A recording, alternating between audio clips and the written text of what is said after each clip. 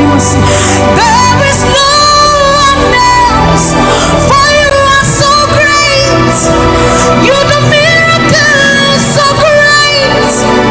There is nobody like you, Jesus. There is no one else. I will worship you. Lift you high above the earth and the heavens. Come on, join us, somebody. I will worship you. Lift you high above the earth and the heavens. For you are Lord. You are Lord. Yes, you are. For you are Lord. Come on, worship him, somebody. You are Lord. Yes, you are. For you are Lord. Come on, declare it for his Lord. You are Lord. Yes, mommy, I love this song. Great is thy faithfulness. Great is thy faithfulness. Morning by morning, new mercies I see. Well, I have needed thy hand, thy hand, thy hand. So great is thy faithfulness. The Lord has been so faithful. So great is thy faithfulness. Great is thy faithfulness. Morning by morning, new mercies I see. Well, I have needed thy hand had provided. So great is thy faithfulness, Lord, unto me. Well, I have needed thy hand. Makadadabayandos. So great, great, great is thy faithfulness. So blessed assurance, Jesus is mine. Give worship. Oh, what a fountain of glory divine, heir of salvation, purchase of blood, born of his spirit. So blessed assurance, Jesus is my mind. Oh, what a fountain of glory divine, heir of salvation, purchase of blood, born of his spirit. Worship. This is our story. So this is my story. This is my song, praising my Savior all the day long. This is my story. This is my song, praising my Savior. So this is my story. This is my song, praising my Savior all the day long. This is my story. This is my song. Whenever I take a rideshare or order in, my CIBC Dividend Visa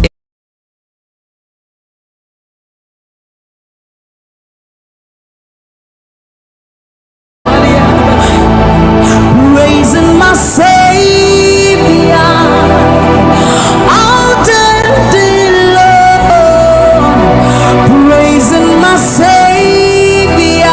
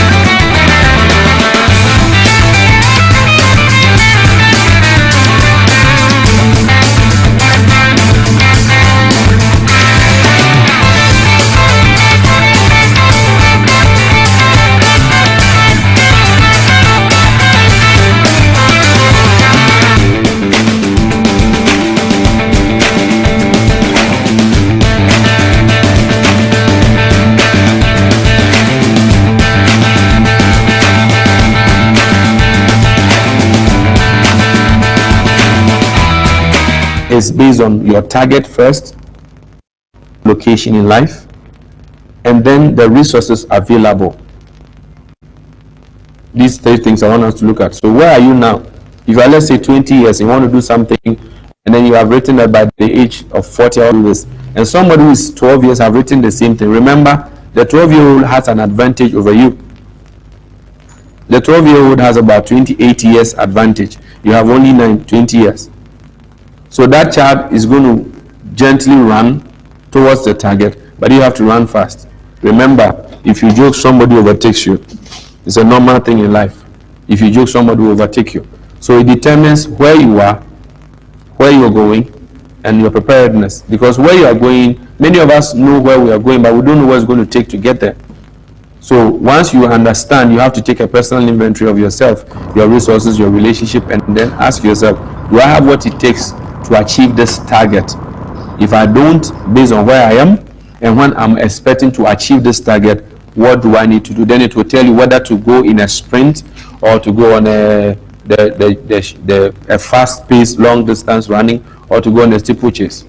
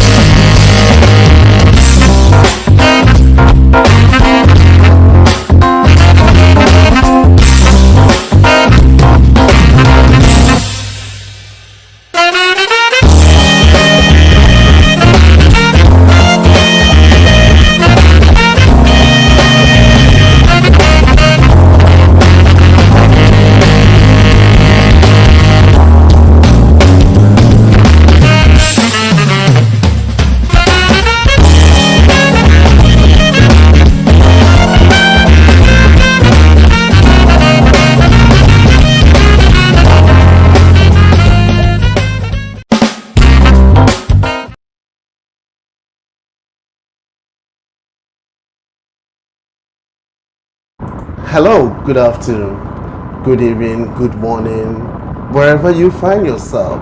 We thank God for another Saturday at this Footstep show. Today we are talking about winning the race of life part 2. Over the month, last month we started this series with Apostle William, and today we are continuing that with winning the race of life. The name is Daniel Emmanuel Obi. You can call me Danny. On behalf of the team, we welcome you to this show. But before then, let's listen to this, and I will be right back. God knows our name in as much as who we are. Whatever that we do, we should always have in mind that this God knows us. Today, just as I said, we are talking about winning the race of life. I don't know what kind of race that you have, but as school has begun, we all have certain kind of race that we all go through. We all want to really get our A's. We all want to finish with a good class, with a good score. We all don't want to be failures. But that is what this show is all about. For the past few months, we were talking about race. Today, just stay tuned as I bring the speaker for today. Our guest today is Pastor William, and he will be helping us to address certain questions. How are you, Pastor? How are you, Pastor?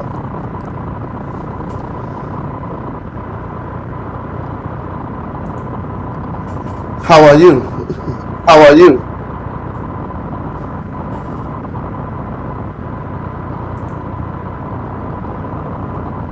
All right. So today we talking about winning the race of life.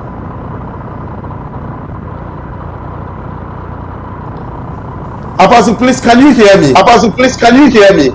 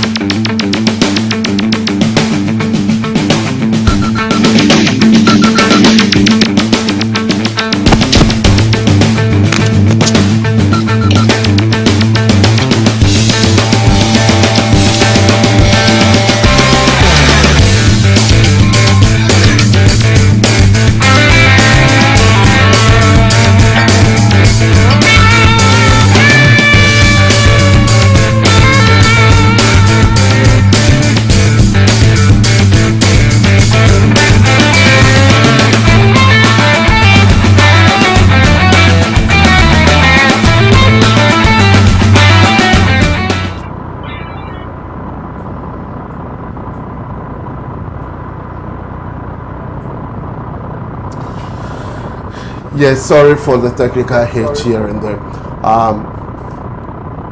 We want to introduce to you Apostle Williams. Apostle, can you good hear me, evening. please? Apostle, can you hear me? Yes, I can hear you clearly. All right. It looks as if there's a feedback from your end. If you can really lower a little bit. And we'll be right back. Feedback.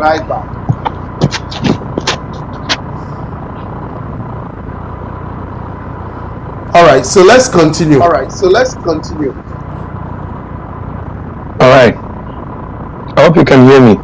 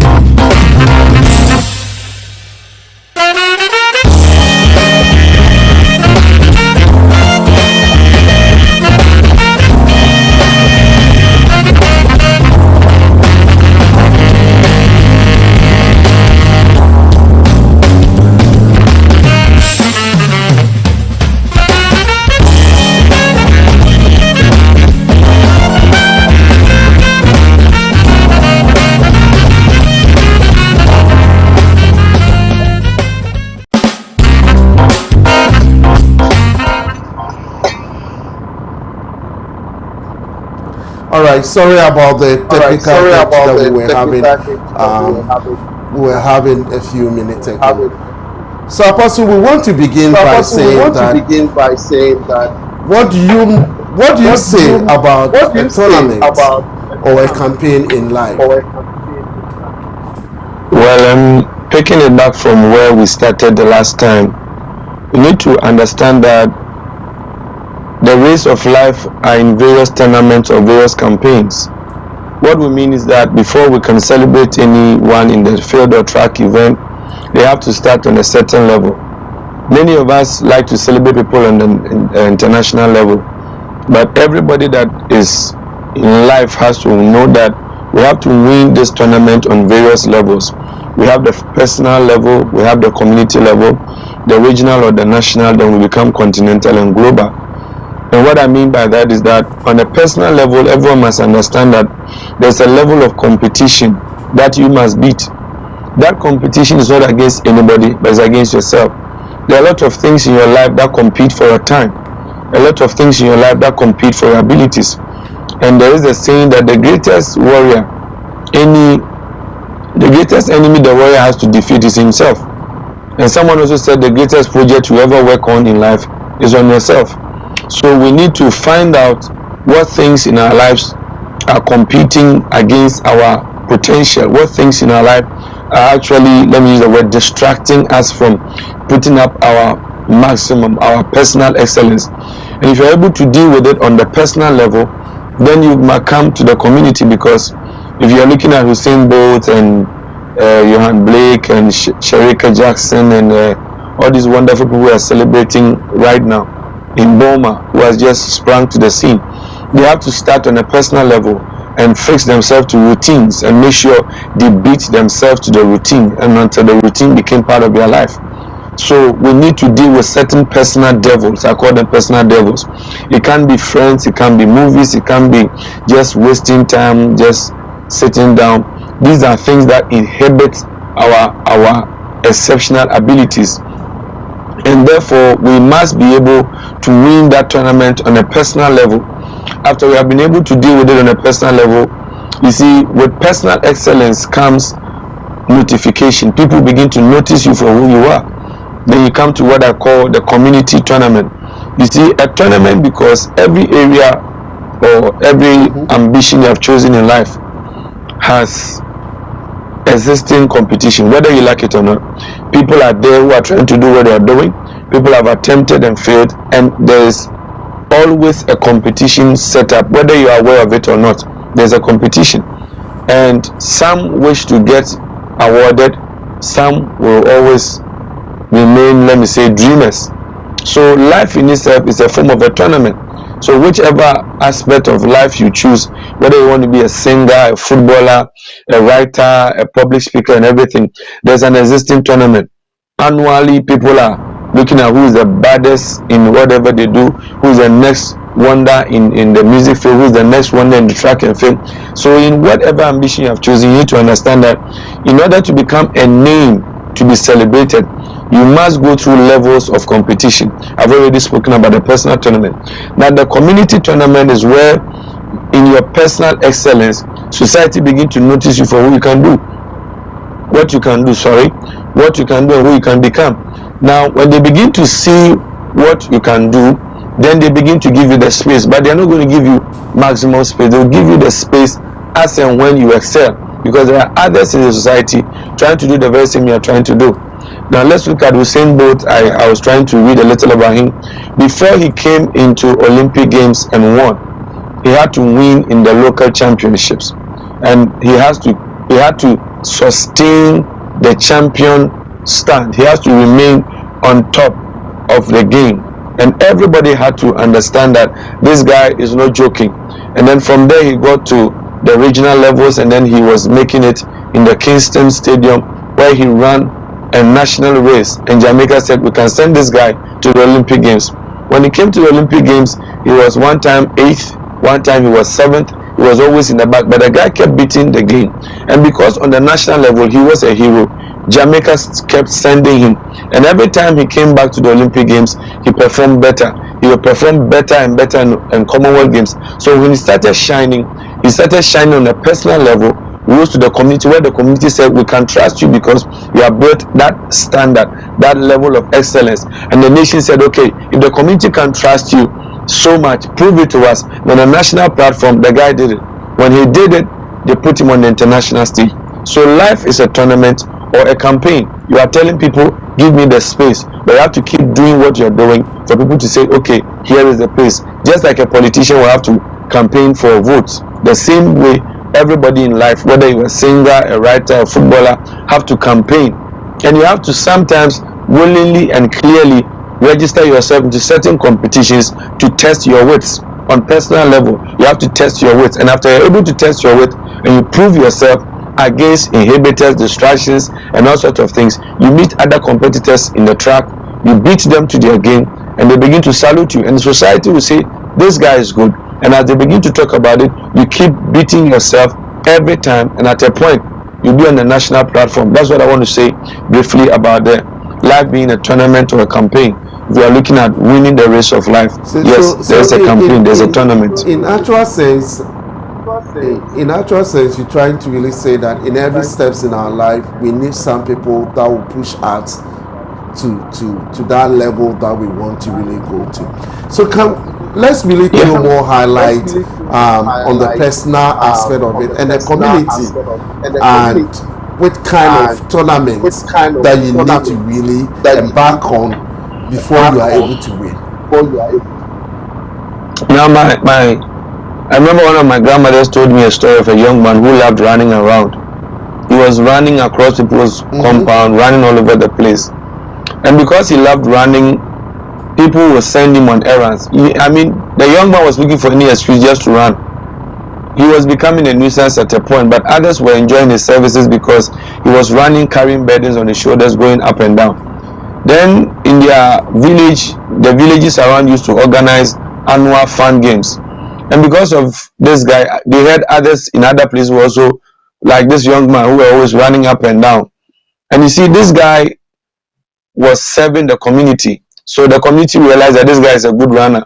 He will run on time, and sometimes they ridicule him for being late. He discovered ways to run sometimes the same journey quicker, or he look for better routes and all that. So they put this guy into the race to represent the community. Now, you see, on the personal level, you have to be so dedicated to what you're doing so much that somebody will have to believe in it too. You want me to believe in your craft, you would have to believe in it first. And how you commit your time, your talent and everything is where I mean by you defeating what I call your personal devils. Some of us, the inhibitions, there are things we do, there are people we are with, there are certain habits and ideas and things we need to deal with. There are certain routines we need to work out of, and certain routines we need to internalize into our system. Now, as you begin to do it, society begins to notice you. When they take notice of you, they begin to give you the space over time. But you have to keep telling them, I believe in this thing. Yes, people are going to help you, but you have to step onto the stage. When you step onto the stage, sometimes you may be the first person stepping on the stage. They're going to wait, they will sit on the fence, take a look at you for some time to find out whether this guy is going to do, or this guy has the grit of what he or she is trying to push out there. If they see that consistently you are becoming better at what you do, people begin to congregate around what you do. And when they come around you, they become your first fan base. That is your community. And it has to do with relationships. As you are doing whatever you are doing, make sure you build healthy and balanced relationships in your community. This is where community service, community impact comes in. A lot of young people are setting up and they think they don't need any community. You see, nobody's going to believe in you if your community has not believed in you. Britain is not going to put you on Olympic platform. Canada is not going to put you on the Olympic field if you have not gotten up fighting from somewhere. They have to see you coming from a certain community, and the community must repose that confidence in you that this guy will do it. And if they see it, now the others are going to also throw their weight around you. For all the athletes we see, they are coming from a certain hood, a certain locality, and they keep doing it until they push them. If a company is going to come to push you, you have to tell them, I can do this. And if they come to look at you, they must have a community cheering you on. So I'm looking at relationships here. People are going to help you to go there, but you need to first build it on a personal level, and when you get to doing it, others will come around it. Be careful and be wise to hold certain relationships, build them, because we grow by relationship. We grow by relationships, because one man will talk to this guy is good, my guy is good, this guy is good at singing, this guy is good at painting, and they keep recommendation, and that's how it builds up like a snowball. One person give a recommendation about you, and one day the media is on you, and then you get into the national platform, and they're going to still keep the eye on you for you to keep doing what you do before you are put on the global platform. So the community is needed. Nobody goes into becoming a star in the track or field or whatever in life without a community support. That's what I want to talk. I don't know if you have any other question about that. But sometimes people normally say that if I get the community involved in it, well, they will pull me back, and I will not be able to accomplish the goal that I want to do. So, people think coming into the community, those people will set them back. Must it always be in the community? Can't I win my own race by myself? Well, everybody wants to run, and everybody running wants someone to cheer them on, isn't it? If let's say, give me a name in Canada. You are living in Ontario, and then give me another name of a town somewhere there. In Montreal. Okay, so somebody's in Ontario and then is doing something. For the person in Montreal Toronto. Sorry, I just said Ontario. Forgive me. Somebody in Toronto is doing something. If you want somebody in Montreal or some other community to believe, the people in Toronto must throw their weight behind you. You are not just going to come from anywhere and everybody start throwing their weight around you. We have to see you coming with a crowd. The community is necessary. You see, most of the time what we think that the community is going to derail us is that we don't understand community support. If I'm saying community support, I'm not talking about looking for everybody to throw their weight around you. You have certain relationships from school, certain relationships from church, certain relationship from your social club, certain relationship from your basketball club, I'll talk about relationships. That is a community. When we say a community, it's about 3 or 4 people coming around your craft and creating the noise that is necessary to draw attention. So yes, if I'm coming up as a new artist, I'm going to have some friends trying out my music. I'm going to have some friends listening to my poetry and sending it out there. If I'm going to do something, certain people around me must be involved. Certain relationship people, certain people matter in your ambition. There are people who are in your life and they cheer you on. Those people must be in the known. Allow them. It's better to own 80% of something than 100% of nothing. If I'm going to win alone, remember, I'm going to run in a track with others. People have been there before. I'm not the first person. Even if I'm the first person, somebody must believe to say that, hey, this thing is going on here. So yes, sometimes society can pull you down. I'm using the word society, but you need a community. Society is different from community. Community can be yourself, your brother, your sister, somebody who believes in you, who will throw their weight around you, who will support you, who will shout out for people to hear some noise and come around what you're doing. But for the society, it is when the community around you, your immediate surroundings, the immediate relationships you have begin to push you. When they begin to talk about it, they begin to use your activities for their DP. They begin to share short videos of you singing or running or playing or rhyming something or trying to start a business or something on their Facebook pages and other things. Then the others will begin to congregate around it. So yes, some people, some communities are so cynical, they will criticize you and shoot you down. But you need a group of people who you relate with very well. Your classmates can be there. Let me give this example. I want to come up with a product that has never come out before. Let's say I'm coming with this product right here, and this product I want to bring out. If people are going to trust this product, a community, somebody must give a recommendation about it. So when I do it, I need to pass it to certain people who I relate with, my immediate circle, my friends, my classmates, and somebody. And these guys are going to use it. Now, when they use it, they're going to give recommendation. Based on their recommendation, they have friends. And friends of my friends are going to hear of it. And friends of my friends' friends are going to hear about it. So by the time we realize there's a whole chatter about this, and that's the only way the product is going to go out. For the product to have credibility, I need a community. So if you are running, you are singing, whatever you are doing in life, I want you to understand to build good relationships. Build good relationships with people, not just for today, but for the future. And as you build those relationships, when the time comes, I assure you, you will see it. People will push you out there. People will make noise about you. And you see, when they make noise, then people are going to get the prompting. They are going to give you that kind of attention. So you need an immediate circle of people who will influence you. Interesting. So let's really look about how to really brand yourself with companies, and how do you, I just want us to really look at it in this way. How do we brand ourselves with companies in tying ourselves in winning our life race? All right, so now when we are looking at companies, we are looking at a lot of things. We are looking at branding. That's what you said. We're also looking at equipment. That is personal. We're also looking at yes, I'm talking about that. With branding, personal, and whatever, you are looking at the person. You are looking at opportunities. You are looking at skills. You are looking at standards and certain. Let me use the word equipment. Why am I saying equipment? Because if I'm going to brand myself, whatever I'm going to brand myself for, there are certain standards set already. People have set some standards already.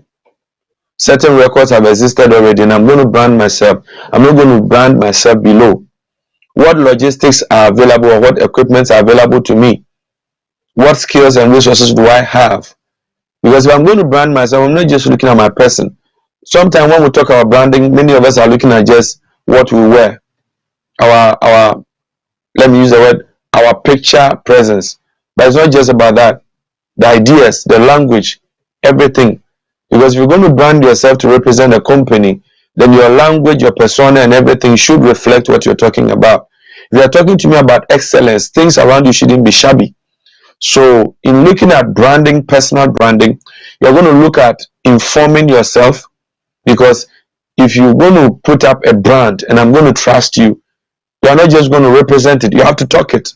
So when I hear what comes out of your mouth and I see who is standing in front of me, they should match.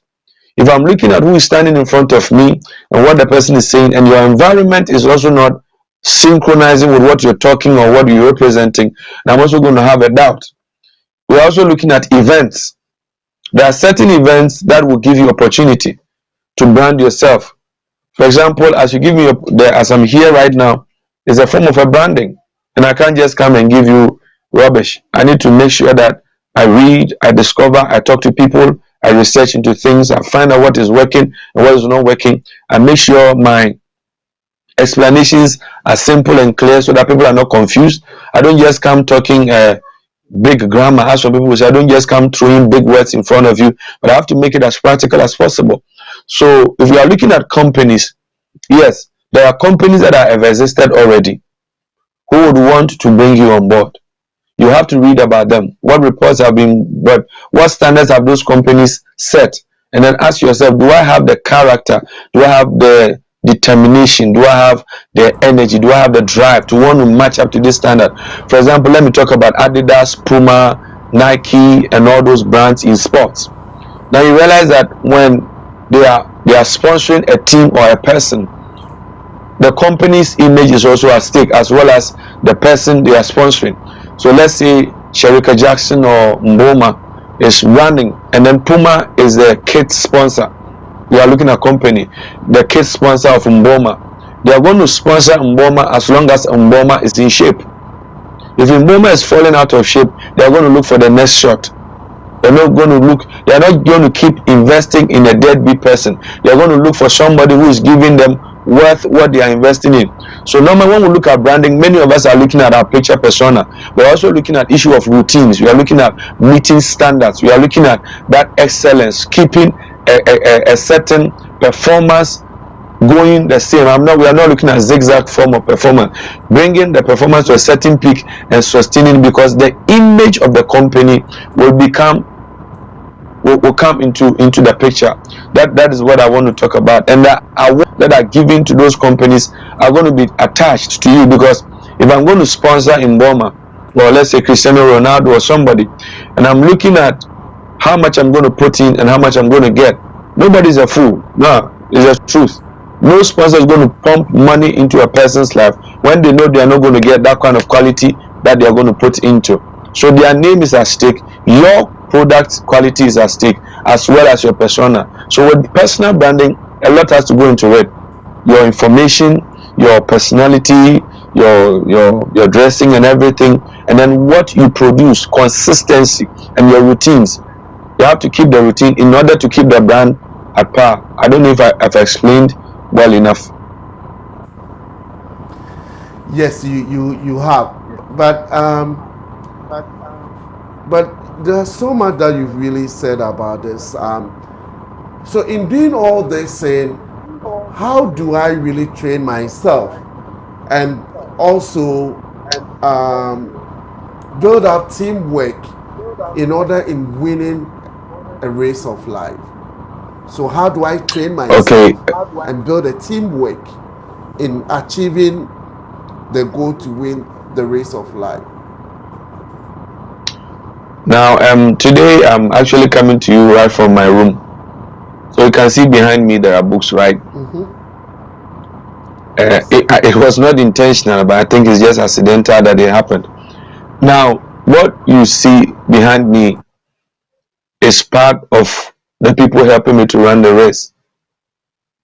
Very, very interesting. We need to know that. Now, certain people have gone ahead of you, who have done the things you are trying to do, or something similar to what you're trying to do. First of all, you need to read about them. You need to follow them. You need to discover. I've never seen somebody wanting to be a musician who's always watching football. It's not going to happen. If you're watching football, wanting to be a good footballer, it's not going to happen. After watching the football, you have to get on the pitch and train yourself. So yes, there's the aspect of psychological training, there's the aspect of emotional training, and there's the aspect of hands-on training. So whatever you want to do in life, you are not just going to get the theory and then talk it. No. As you get the theory, you have to get the practical skills as well. So in winning the race of life, you need to understand that you need to work with a group of people. We have a lot of people wanting to run alone these days. Yes, it's because some of them have unique ambitions in life, and therefore they would not want to carry people along. But there is a saying that if you want to go alone, go fast. If you want to go fast, go alone. If you want to last, go with others. Now, being a pastor, I can't help by quoting the Bible. The Bible said that when two shall fall, one shall lift up the other. But if one falls alone, no one is there to help him. I'm just paraphrasing. So teamwork is necessary. There's somebody who will help you develop your psychological aspect. There's somebody who will help you develop the psycho-emotional or psychosocial aspect of your life. There's somebody who will be there to push you to do what you don't want to do. So whatever it is, no matter what is given to you on the drawing board, you have to do this, you have to do that. The theory that is given, you have to hit the road and go practice whatever it is. And you see, practice prevents poor performance. Training is necessary because you have to test yourselves to know your limits, to know the extent to which you can endure and the extent to which you can't do anything. So it's necessary for everybody to train him or herself based on which chosen area, which life they have chosen, which area in life they have chosen, sorry. So if I want to be a footballer, I'm going to watch the great footballers, I'm going to read about them, I'm going to listen to the psychology of these footballers, but then I must also go out there and practice my skills. I must go out there to practice with a team, because it doesn't take one person to score just to be a team. You can't just play football with a team and one player. We have to be a team. So as you are training with others and you are working with your community, you will discover that there are some places you are good at and some places you are horrible at. Now you're going to focus on the places where you are horrible. You're going to polish it. You're going to stretch yourself. And the word is stretch. You're going to demand a little more from yourself. And because it's a process, the team is going to help you, because sometimes, look, if you don't have people depending on you in certain things, the inspiration is not there. There are times I have to wake up in the night and read books because I know somebody's going to call me to ask me a question about something I spoke about recently. I spoke about finance to some group of people, and then somebody asked me a question and I have not really read so much about it. So I just went back to whatever I wrote for them, and I realized there's something I put in there which I had not researched so much. I just had a small knowledge about it. So I just went in and dug deep. So yes, there's a team. There are people asking me what is the next thing you are doing. There's the people who are demanding certain things, and it keeps me on my toes. So yes, you have to train yourself on a personal level, but you need a team. Sometimes you need inspiration, and there is only a team that's going to give it to you. Sometimes you'll be down, and you need a team to push you. So yes, we can work with a team. You also have to learn to work on your own. I don't know if I'm explaining as you are expecting. I think you've said a lot, but I just want to cast your mind back. I think when we're dealing with working with a purpose, one of the episodes, and I just want to really bring. Please, I didn't hear you. And no, I just wanted to bring in a question. One thing that you said, one of the episodes, and how do I really in winning a life race? How do I find myself to improve myself? Let's say I'm in school, I'm falling behind with my academics. You know, how do I really do all these things? Does it really mean that, you know, I'm not somebody or something like that? You know, because we've really talked about everything about, you know, rebranding ourselves in, but then how do we improve ourselves? You know, that is me. Maybe I'm not good in running, but how do I really improve myself? I'm not good at this. Do I have to really get some people to help me to really achieve all these things? You know, I cast my mind back, way back at the university, whereby most of our friends who really will come to us, they are not good in that, you know, but then they just want to really get to where you are, and it takes like a constant really one-on-one with them. So how do we do that to improve myself? One thing I think we need to do once a while is first, before I come to the academics thing, is to do what I call a personal inventory. Now, a personal inventory or a self-discovery journey is that journey that will help you to know your strengths and your weaknesses. Now, maybe at another time we'll be dealing with the personality types and the career patterns that relate with those personality types. But briefly, certain personality types are cut out for certain jobs, certain career paths. And then also, if I'm lacking behind in class or in school, definitely there's somebody in class who is ahead. Definitely there's somebody around who I can fall on. The thing is that we wait too long to ask for help. And I want to tell you, the most difficult sentence in the world, is I need help. I need help. If it's not one, is the topmost difficult statement in the world for a person to make. I need help. It's not wrong to ask for help. So if you are lacking behind in school or in some courses, there's somebody in your class or your course group who is good at it.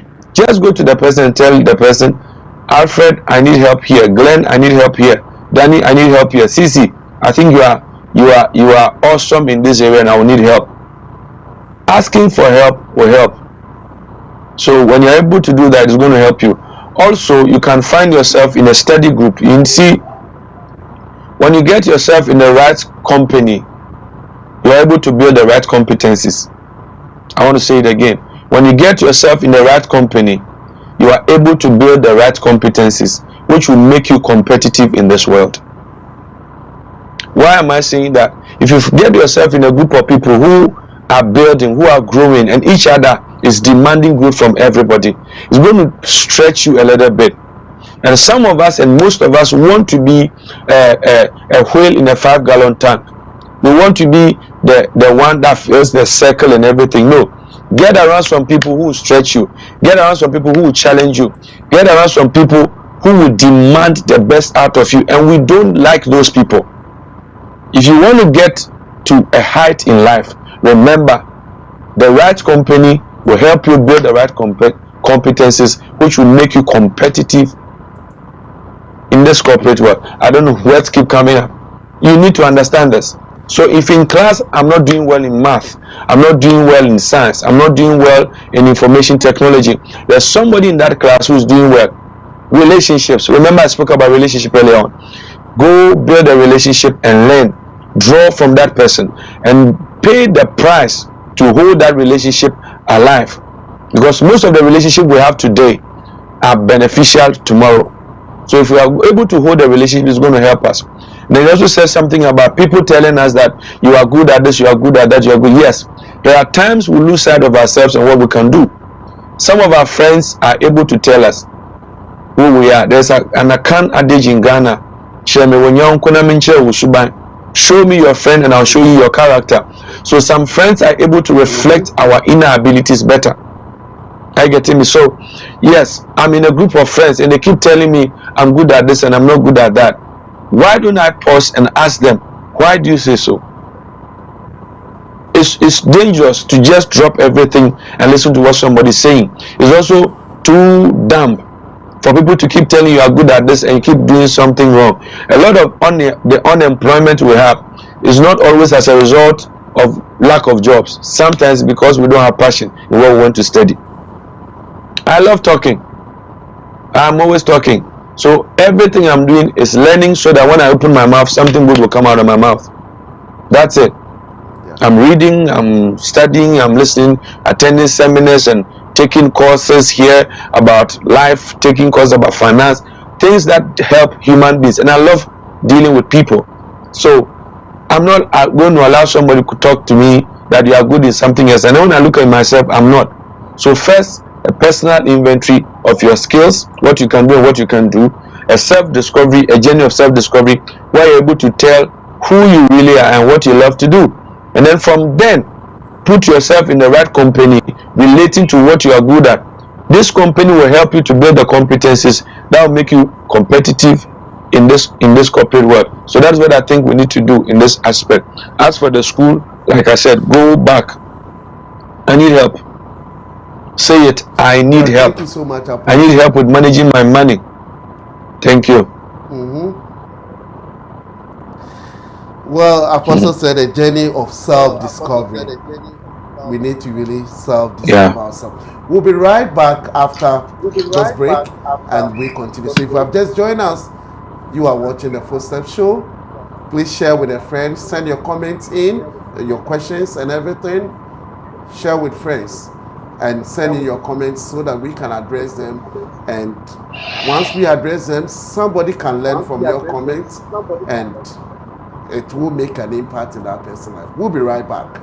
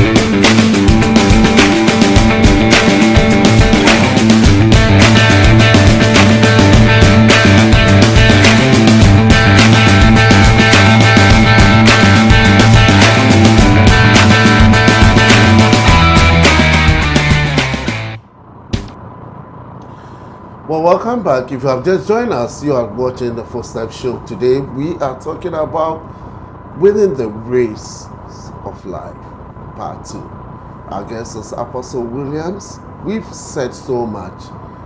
All that I want you to do is just pick up your phone, send in your comment, your questions, so that it can be addressed for you.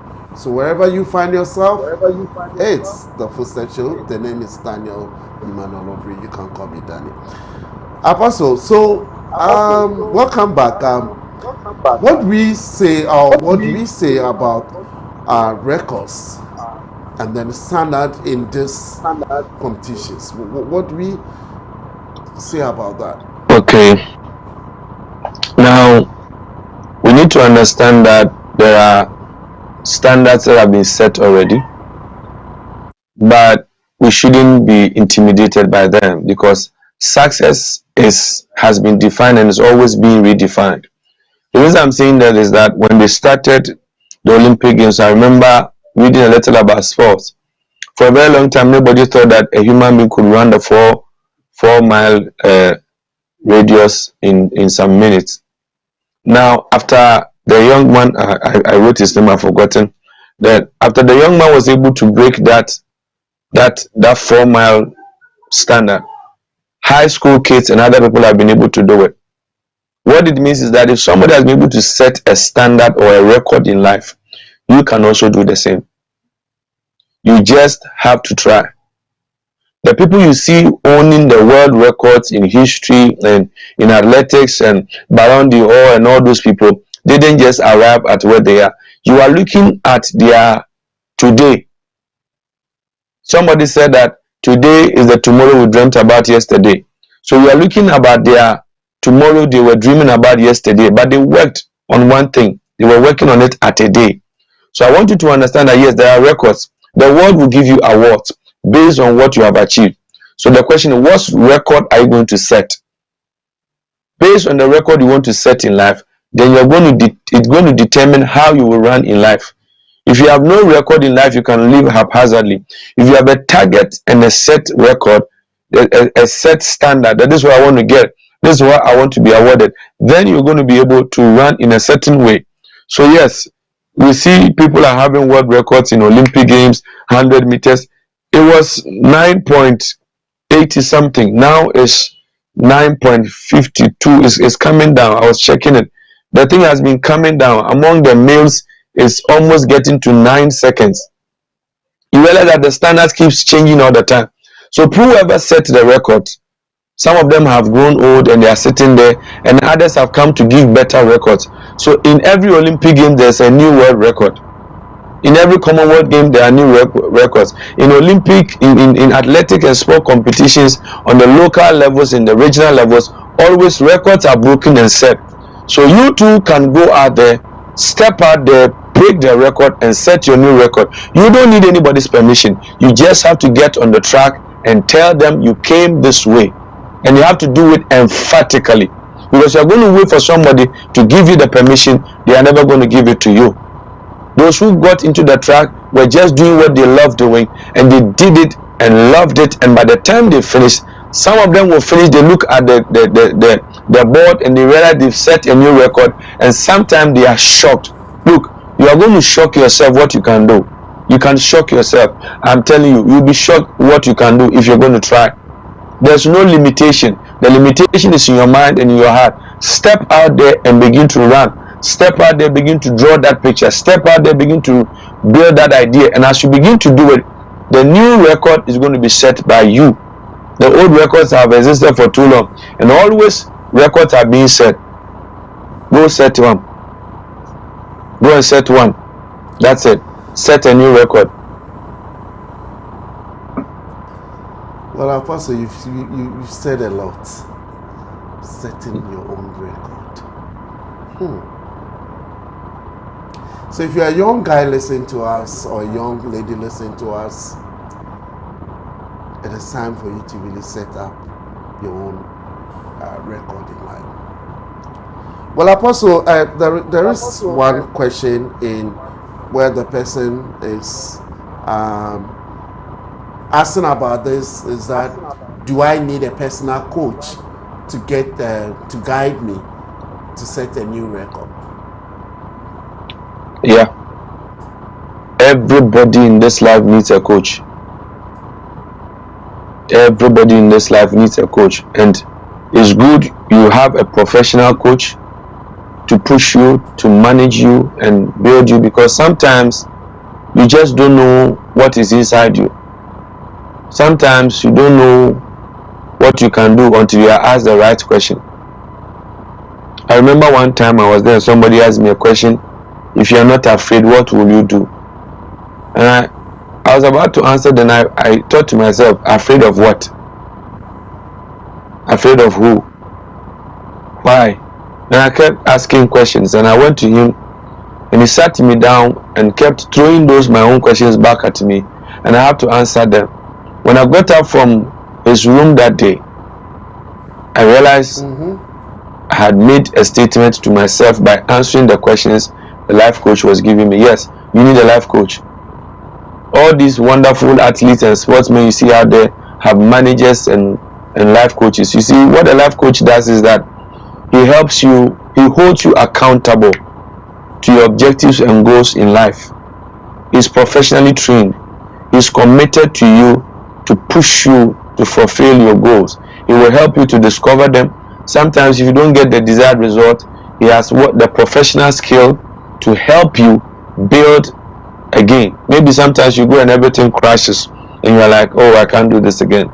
Then the life coach is going to help you, hold your hands and ask you certain questions, give you certain perspectives, and from there hold you accountable to your decisions. Sometimes we are not achieving anything because nobody is holding us accountable to our decisions. Nobody is holding us accountable to our objectives and goals in life. But with a life coach, yes, he's going to hold you to it. And mind you me, you are going to pay him or her. And the fact that you are paying him or her, that person is going to drive you nuts sometimes. And by the time you realize, you have become a better version of yourself, and that life coach will be out of your life. But you always remember that journey. You need somebody to guide you. You need somebody to push you. Footballers are great people. Athletes are great people. But somebody is there to talk some encouragement to them when they need it. Somebody is there to remind them of what they've been able to achieve. Somebody is there to remind them of the target they have set in life. And now I think everybody needs a life coach. A personal life coach for that matter. All right, so there's another question. Somebody was really quoting one one professor from the University of Cape Coast, Professor B.A. Daxon, they call him Professor Bad, and he once really said that go and ask the late Professor Cambodozia that I failed him 7 times, and I realized that he was a good student and I passed him. So talking about winning the race of life, part 2, if you continue failing in life, and at one point you want to really give up in life, must it always be that case? Or you must really look at the toils that you've gone to really accomplish that?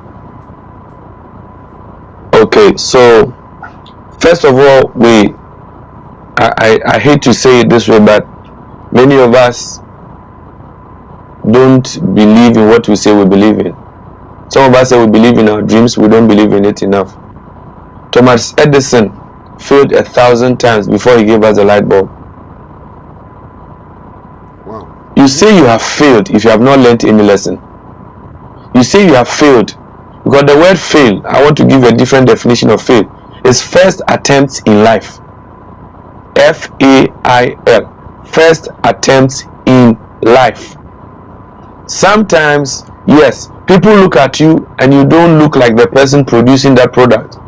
So they have to deny you over and over again until you prove your wit that I'm the bad man for this. Yeah, that's what I want to say. You have to prove it over and over again. If you are being failed, every time you have failed, you learn something new. Every time you have failed, and you see, like this professor said, he said he failed him 7 times until he realized he was a good student. Then he passed him. Sometimes we make it look as if when you have failed, the person hates you, but it's not so. In your first attempt in life, what do? You learn lessons. Sometimes you find things you didn't know existed. Sometimes you ask certain questions. You are asked to inspect certain things again over and over. So before you get it right, you have to go over and over and over situations. So if you have failed, it doesn't mean you didn't do anything. You have attempted something. What about the person who didn't attempt anything at all? So when you have failed, it means that you are doing something, but something is not right. And we fail sometimes because of ignorance. Sometimes we fail because we lack the drive. Sometimes we fail because we didn't express ourselves enough. Sometimes we fail because the person in front of us is saying that I don't think you can do it, and we need to prove them wrong. So this man was failed 7 times and he got it right finally. I don't think that every striker just sleeps and kicks the ball and it goes into the pole. No. Sometimes they kick, it hits the bar. Sometimes they kick, it hits a defender. They keep striking until they score a goal, and it is called a goal in life. People have crowded the place. Many people will end up, I guess that's what they are doing. Number 5, they are defending their position. And you say, I can go beyond this record you have set over there. I can perform better than this. People said it cannot be done because they don't think they can do it. It doesn't mean you cannot do it. So if you fail, try again. There's this saying I remember I learned in school. He said, try again. When all doesn't seem well, try again. If you fail several, try again. And he went on to say, try again until you succeed. I didn't know this issue of fail was going to come out. I prepared with that poem. I remember, let me try and get it. I wrote it somewhere on my laptop. Try again until you succeed. I remember I read it somewhere. I want to read it. Yeah. Let me see if I can find it. Yeah. I wrote it somewhere here. And it said that try and fail. Try again and fail again. Try harder and fail again. Try until you succeed. And that's how you get something out of nothing. I want to read it again. Try and fail. Try again and fail again. Try harder and fail again. Try until you succeed. And that's how you get something out of nothing. So if we fail, Let us try again and again until we succeed. You see, there's this quote by I want to say something, please. Franklin Roosevelt said something about sailing. He said that the smooth sea never made a skilled sailor. The smooth sea never made a skilled sailor. So failing, falling, stumbling, getting up is what's giving you the skill. That's what's giving you the experience. If you have everything given to you on a silver platter, you don't appreciate it. Wow. So before you go, can we also any words from about the Hall of Fame? Any words of Hall of Fame. You see, whichever life area you have chosen, remember those whose names are written and are celebrated as stars did not start out as stars. They started out just like you. They committed minutes, and minutes became hours. They committed hours, and hours became days. Days became weeks. Weeks became months, and they became years. They became decades. And then as they were turning, they were becoming better and better at whatever they do. The Hall of Fame has few people written over there. I want you to get your name in there. You can get your name there. Decide, I want my name to get into the Hall of Fame for whatever I'm doing. Commit yourself to it. What do you want to be written about you? When you are dead and gone, do you want just your name written, or you want something to be said about you? Think. What are the ideas you have? Try. Do. If you do and it's not going, do it again. If you do and it's not going, do it again until you succeed. You see, your dream doesn't have expiration dates. The dream you have doesn't have expiration dates. Nobody's going to give you the permission. Take it and do it. Step out there. People will tell you they can't. You can't because they cannot. Don't let somebody transport their incapacitations on you. If they can't do it, they say you can't do it. Well, there's a saying that the one who says they can and the one who says they can't, both of them are right. So who are you really meant to be? Are you meant to be a man who just passed through this earth without a name, without a title, without an influence? Or you are meant to be a star that is meant to run across the sky and light the faces of people? Who are you really meant to be? In the Hall of Fame, people are grouped in galaxies, but when you go closer, it's a combination of ordinary men who put in wonderful efforts on daily basis, on minute basis, on hourly basis, and as they did that, they began to shine in ways they never expected to shine. You're going to get Hall of Fame. Go there. Wow, wow, wow, wow, wow. So if you are watching us today, we want you to also get your name into the Hall of Fame. Get your name into there. Yeah. So on behalf of Apostle, do you have any last word to say? And then we'll bring the curtain to today's show to a close. I don't know, but I feel like talking to someone. I feel like talking to someone who's watching me right now. You see, failure doesn't define you. It refines you. If you made a mistake and never got up from that place, then it becomes an end of the story. If you fell, you never got up, it's okay. But you see, you are not meant to remain there. That's why God gave you legs, to keep moving. If you cannot walk, if you cannot crawl, drag yourself. If you can't drag yourself and you can run. If you can't run, jog. If you can't jog, skip, hop. But please don't stop moving. Somebody can run, somebody can hop, somebody can jog, somebody can limp. Whatever it is, keep moving. Move, move, and move. If you failed yesterday, and you tried today and you failed again, remember, you did not fail at the same place.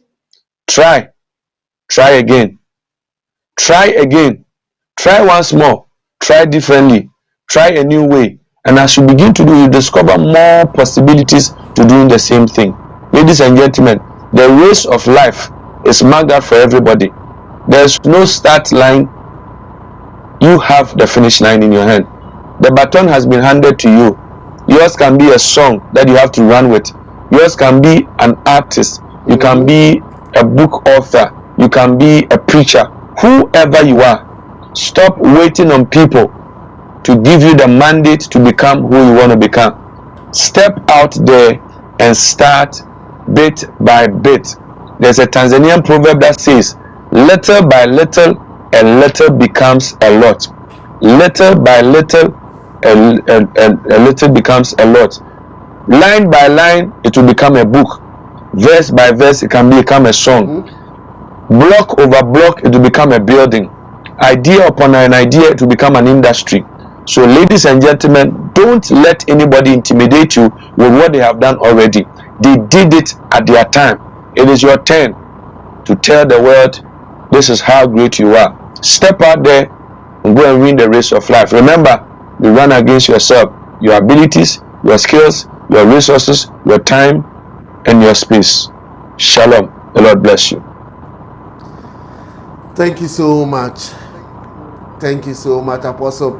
And if you are watching us, we'll have a third series of Winning the Race of Life next month. So please make a date with us next month as we go on the third series of Winning the Race of Life. And on the 31st of October, we'll be looking at Woman to Woman on Footstep Show. We want to introduce something. We want to learn about our women, how they are also doing it in life. Watch out for that. Susie will take us through that. And next 2 weeks, we will be talking about investing in real estate, or time with your real estate, part 2, and just make a date with that. So on behalf of the team, we'd like to say a good evening, and would like to say thank you, Apostle, for another episode today. And to everyone that was watching us, wherever you are watching us from, we want to say thank you for joining us today. Have a great evening, a great morning, a great afternoon, wherever you find yourself. We meet again in 2 weeks. God bless you. Good night.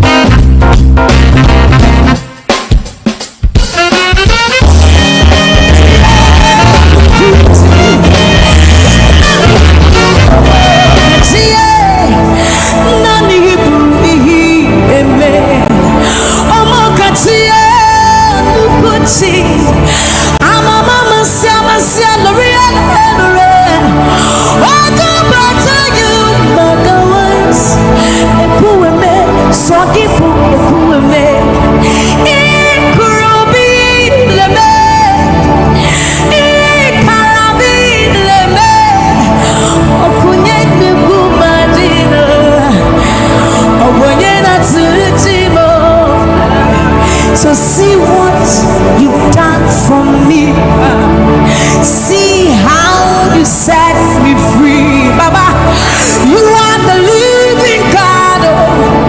Is it? There is no one like you, Lord.